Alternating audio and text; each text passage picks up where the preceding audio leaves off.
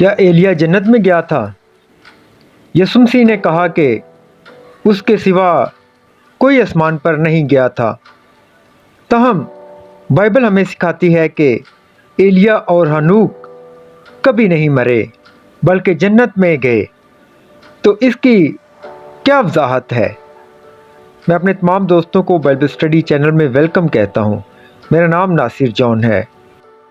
دوسرا سلاطین 2:11 کے مطابق ایلیا ایک طوفان میں آسمان پر گیا، اور پیدائش 5:24 کہتی ہے کہ ہنوک خدا کے ساتھ چلا گیا تو وہ اب نہیں رہا کیونکہ خداوند اسے لے گیا تھا۔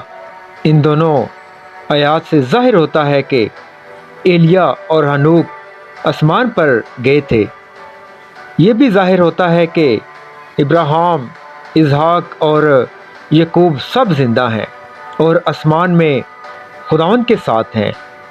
آئیں اس بارے میں ایک حوالہ دیکھتے ہیں، لوکا 20:37 اور 38۔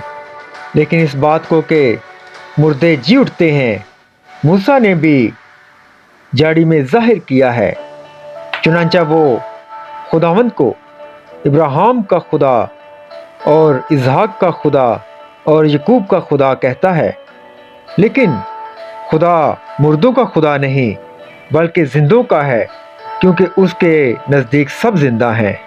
اور جو لوگ خدا کے لوگ ہیں وہ مرنے کے بعد آسمان میں ہوں گے، جس کا ذکر لوکا 16:19-31 میں ہے۔ آئیں دیکھتے ہیں۔ ایک دولت مند تھا جو ارغوانی اور مہین کپڑے پہنتا اور ہر روز خوشی مناتا اور شان و شوکت سے رہتا تھا، اور لازر نام ایک غریب ناسوروں سے بھرا ہوا اس کے دروازے پر ڈالا گیا تھا۔ اسے آرزو تھی کہ دولت مند کی میز سے گرے ہوئے ٹکڑوں سے اپنا پیٹ بھرے، بلکہ کتے بھی آ کر اس کے ناسور چاٹتے تھے۔ اور ایسا ہوا کہ وہ غریب مر گیا، اور فرشتوں نے اسے لے جا کر ابراہیم کی گود میں پہنچا دیا، اور دولت مند بھی موا اور دفن ہوا۔ اس نے عالم روا کے درمیان عذاب میں مبتلا ہو کر اپنی آنکھیں اٹھائیں اور ابراہیم کو دور سے دیکھا اور اس کی گود میں لازر کو، اور اس نے پکار کر کہا، اے باپ ابراہیم، مجھ پر رحم کر کے لازر کو بیچ کے اپنی انگلی کا سرا پانی میں بھگو کر میری زبان تر کرے، کیونکہ میں اس آگ میں تڑپتا ہوں۔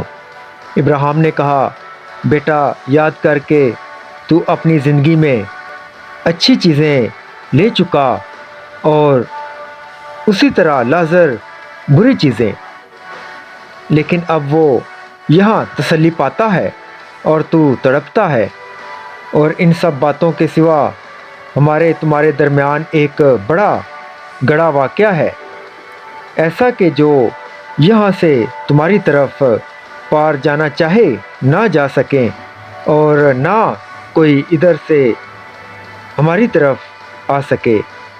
اس نے کہا، پس اے باپ، میں تیری منت کرتا ہوں کہ تو اسے میرے باپ کے گھر بھیج، کیونکہ میرے 5 بھائی ہیں، تاکہ وہ ان کے سامنے ان باتوں کی گواہی دے، ایسا نہ ہو کہ وہ بھی عذاب کی جگہ میں آئیں۔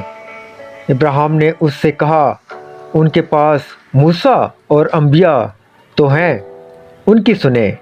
اس نے کہا، نہیں اے باپ ابراہیم، اگر کوئی مردوں میں سے ان کے پاس جائے تو وہ توبہ کریں گے۔